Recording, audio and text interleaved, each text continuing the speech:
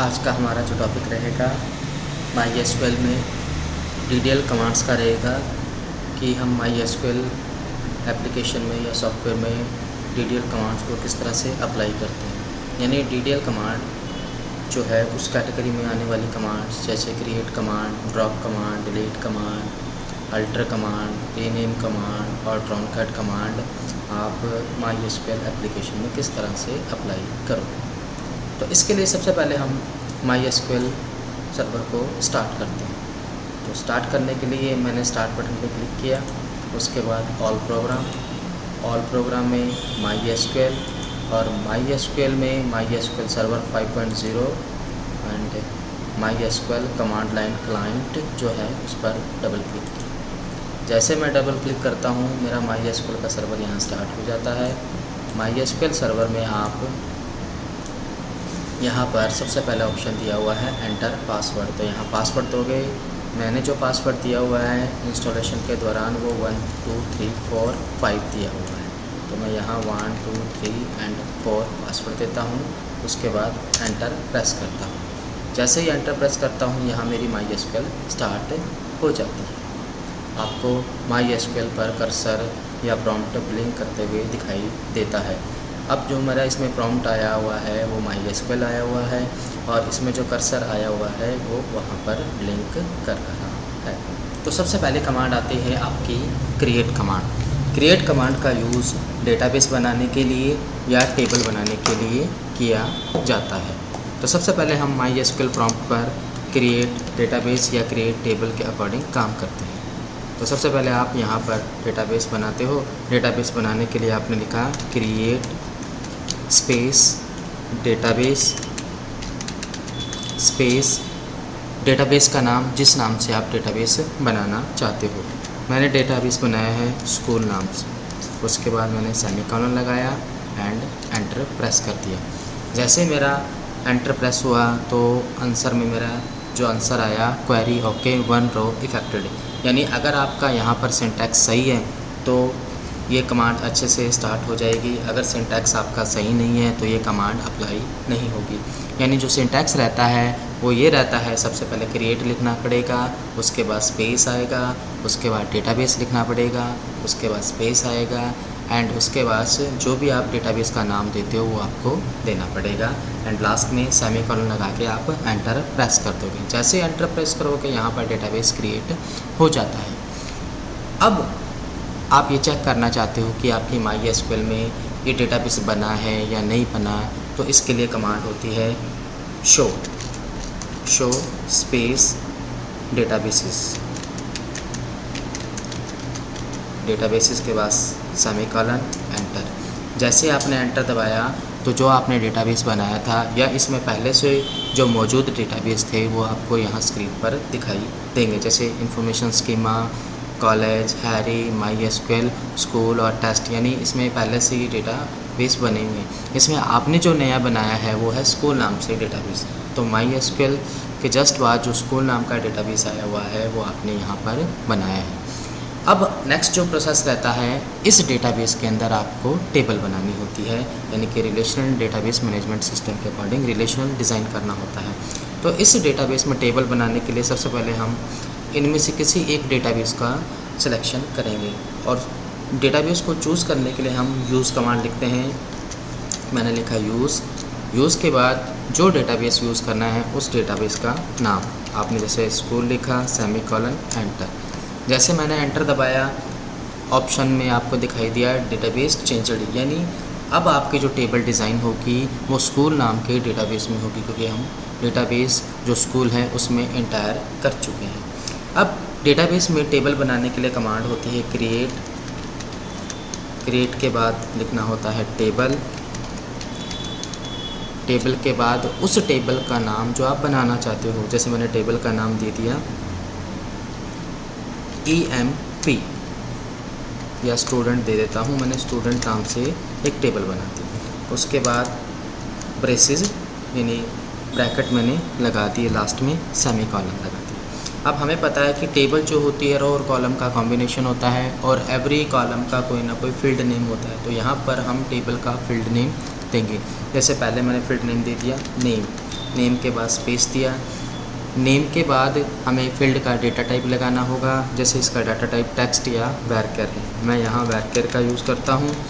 और उसके बाद ब्रैकेट में कंस्ट्रेंट अप्लाई करता हूँ, यानी नेम जो लिखा जाएगा उसका डाटा टाइप वैरकर है और नेम में डिजिट कितने लिखे जाएंगे वो यहाँ पर हम लिखते हैं। जैसे मैं 10 लगा देता हूँ तो इसमें जो डिजिट लिखे जाएंगे यानी अल्फ़ाबेट की जो वैल्यू दी जाएगी वो 10 से ज़्यादा नहीं हो सकती। उसके बाद कॉमा, कॉमा के बाद मैंने लगा दिया रोल नंबर। जैसे रोल नंबर लिखा उसके बाद स्पेस। अब हमें पता रोल नंबर आपका इंटीजर या नंबर में होगा, तो मैं यहाँ पर डेटा टाइप इंटीजर यूज़ कर रहा हूँ, इंटीजर। उसके बाद अगर यहाँ प्रतिबंध यानी कंस्टेंट लगाना है तो वो लगा दीजिए, नहीं लगाना है तो कोई बात नहीं, इंटीजर अपने आप वैल्यू इनिशियलाइज कर लेगा। जैसे मैं यहाँ पर अगर 5 लगाता हूँ तो 10 5, लेकिन इंटीजर जो है वो अपनी डिफ़ॉल्ट प्रॉपर्टी लेता है, इसलिए कि यहाँ पर कंस्टेंट अप्लाई नहीं होगा। कॉमा मैंने लगा दिया एज और एज में लिखा वैरकर। वैरकर में मैंने यहाँ पर डाल दिया 3। जैसे मैं यहाँ 3 डालता हूँ मेरा थोड़ा सा कॉलम आगे चला गया, उसको मैं बड़ा करता हूँ। अगर मैं इसे बड़ा करता हूँ तो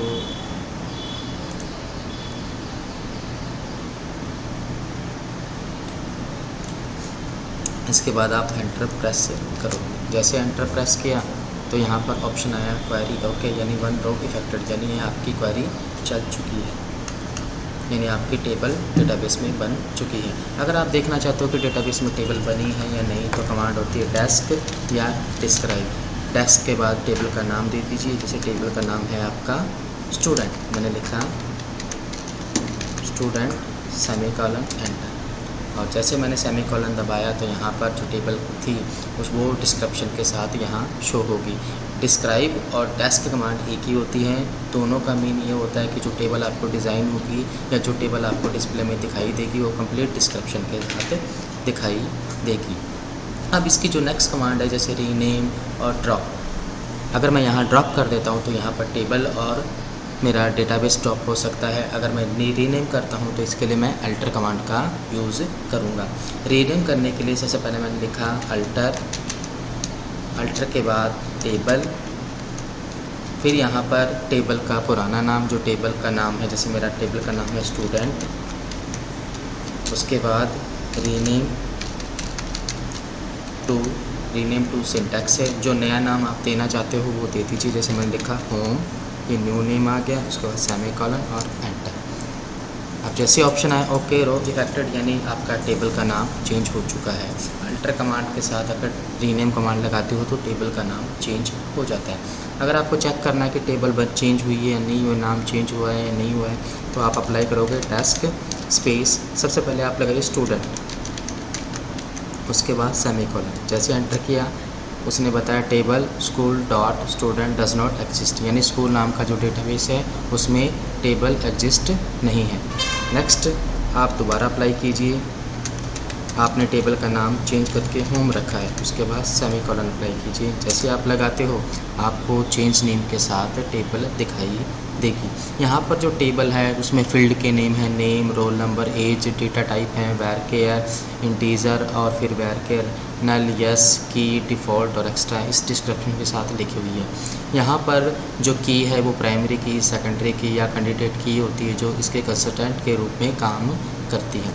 नेक्स्ट हमारी जो कमांड रहती है इसमें ड्रॉप रहती है। अगर मैं यहाँ ड्रॉप करता हूँ स्पेस, टेबल का नाम दे देता हूँ या डेटाबेस का नाम दे देता हूँ तो ये टेबल मेरी डिलीट हो जाएगी। जैसे मेरी होम नाम से है, सेमीकोलन किया, अब इसमें देखना एरर आ गई क्योंकि मेरा सिंटैक्स सही नहीं था। सिंटैक्स होता है drop space table space table का नाम सेमीकोलन। जैसे मैंने ड्रॉप स्पेस टेबल लिखा यानी टेबल को आप डिलीट कर रहे हो और टेबल का नाम आपका होम है, तो इस तरह से आपकी टेबल डिलीट हो जाएगी। चेक करना चाहते हो वही DES से कमांड होती है और टेबल का नाम आपका होम था जो चेंज किया था आपने, सेमीकोलन के साथ अप्लाई करोगे तो बता रहा है कि टेबल डज नॉट एग्जिस्ट। तो इस तरह से आप डिस्क्राइब कमांड से अपने टेबल को चेक कर सकते हो। तो ये कमांड आपकी सारी की सारी जो थी वो DDL के अकॉर्डिंग आती हैं। इसी तरह से जो नेक्स्ट मेरी कमांड रहती है वो है आपकी कमिट और यानी कमेंट कमांड और ट्रॉनकैट कमांड। तो कमेंट और ट्रॉनकैट कमांड के लिए आपको टेबल में कोई ना कोई वैल्यू डालनी पड़ेगी, टेबल में डेटा अलाउ करना पड़ेगा, उसी के बाद ये कमांड चलेंगी। जैसे आपकी जो कमिट कमांड है यानी कमेंट जो कमांड है वो कमेंट के अकॉर्डिंग यूज़ की जाती है। जैसे मैं यहाँ पर दोबारा एक टेबल क्रिएट करता हूँ टेबल बनाने के लिए, क्योंकि मेरी अब इसमें कोई टेबल नहीं है। दोबारा मैंने क्रिएट टेबल स्पेस दिया, टेबल का नाम कोई भी दे दो। मैंने वापस एक इसमें टेबल बनाई और टेबल का नाम दे दिया EMP और ब्रैकेट में मैंने यहाँ ब्रैकेट लगा के सेमीकोलन लगा दिया। सबसे पहले लिखा मैं नेम, फिर लिखा वेयर में मैंने यहाँ 20 ब्रैकेट में डाल दिया और कॉमा एज, फिर वापस वेयर और ये लिख दिया।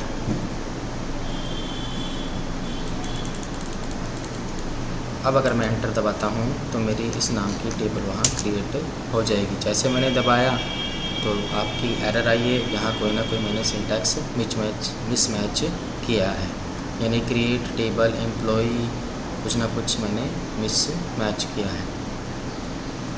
तो सबसे पहले वापस डेटाबेस का यूज़ करो। डेटाबेस का नाम था आपका स्कूल। डेटाबेस में आ गए, क्रिएट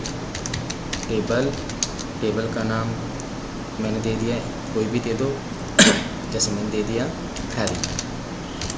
हैरी के बाद सेमीकोलन, यहाँ मैंने लिखा नेम में वेयर और वेयर में यहाँ मैं डाल दिया, मैंने कोई भी वैल्यू डाल दी। जिसमें 10 डाला तो लिमिटेशंस करेक्टर की 10 हो जाएंगी यहाँ।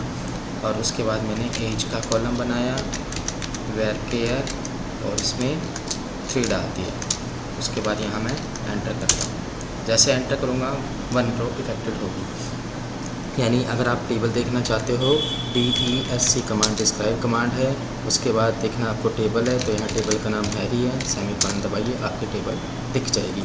अब जो मेरा था इसमें कमांड वो थी ट्रॉनकैट कमांड ऑल रिकॉर्ड को डिलीट करने के लिए अप्लाई होती है। जैसे लिखा है the MySQL truncate table statement allow you to delete all data in a table.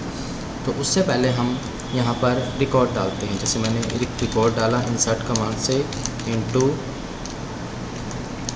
Space table का नाम जैसे हैरी है, उसके बाद वैल्यूज़,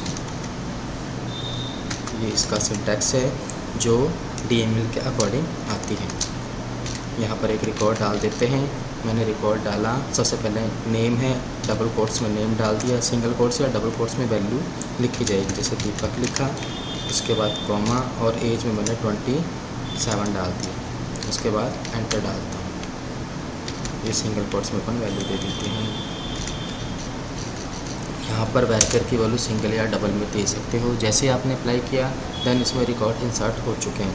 अगर आप चेक करना चाहते हो इंसर्ट हुए या नहीं है तो कमांड होती है सेलेक्ट, उसके बाद स्पेस स्टार स्पेस फ्रॉम के बाद टेबल का नाम दो। टेबल का जो मेरा नाम था वो था हैरी, सेमीकोलन। जैसे डाला तो इसमें टेबल के जो रिकॉर्ड्स हैं वो अंदर सबमिट हो चुके हैं। अब हम इसके ऊपर ट्रॉनकैट कमांड अप्लाई कर सकते हैं।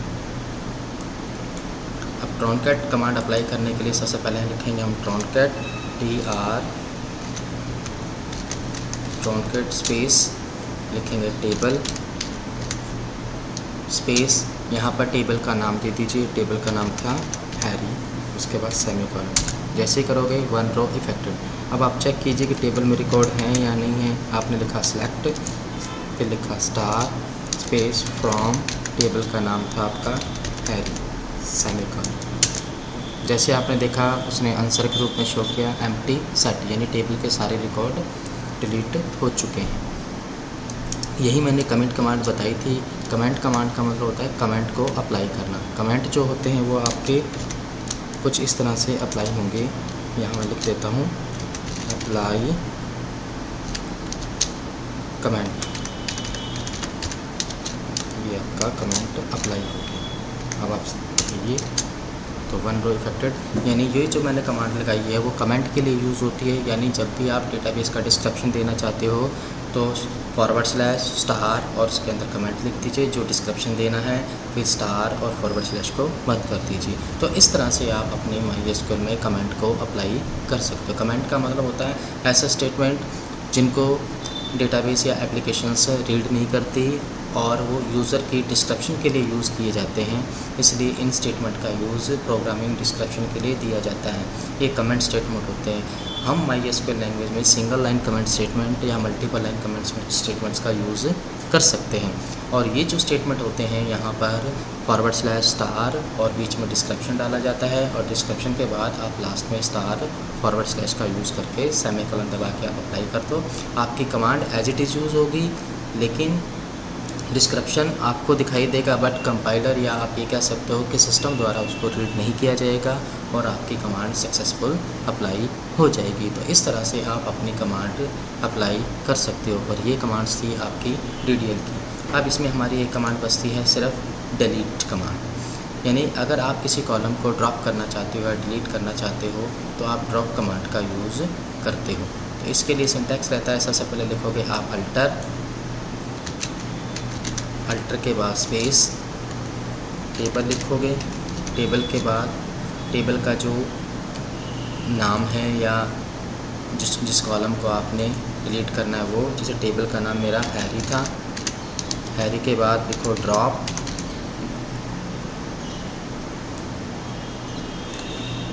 ड्रॉप के बाद आपने लिखना है कॉलम जिस नाम का, यानी जो कॉलम है जो आपने डिलीट करना है वो। जैसे कॉलम का नाम मेरा इसमें एज है तो मैं एज नाम के कॉलम को डिलीट कर रहा हूँ। जैसे एंटर दबाऊँगा तो उसने दिखा दिया वन रो इफेक्टेड, यानी ये कॉलम आपका डिलीट हो चुका है। अगर चेक करना है वही DESC कमांड और उसके बाद हैरी लगाइए एंड सेमीकोलन। तो आपने देखा कि मेरा जो एज नाम का कॉलम है वो डिलीट हो चुका है। तो इस तरह से आप अपनी कमांड को अप्लाई कर सकते हैं। तो ये कमांड थी आपकी DDL कमांड। इन कमांड्स के अकॉर्डिंग आप अपनी DDL कमांड्स को अप्लाई करते हो। उसके बाद एक्सेल को अगर एग्ज़िट करना है तो एग्ज़िट लिखिए एंड एंटर करते ही ये एग्ज़िट हो जाती है। इन कमांड्स को आप अपने सिंटैक्स के अकॉर्डिंग DDL में अप्लाई कर सकते हो। Thank you.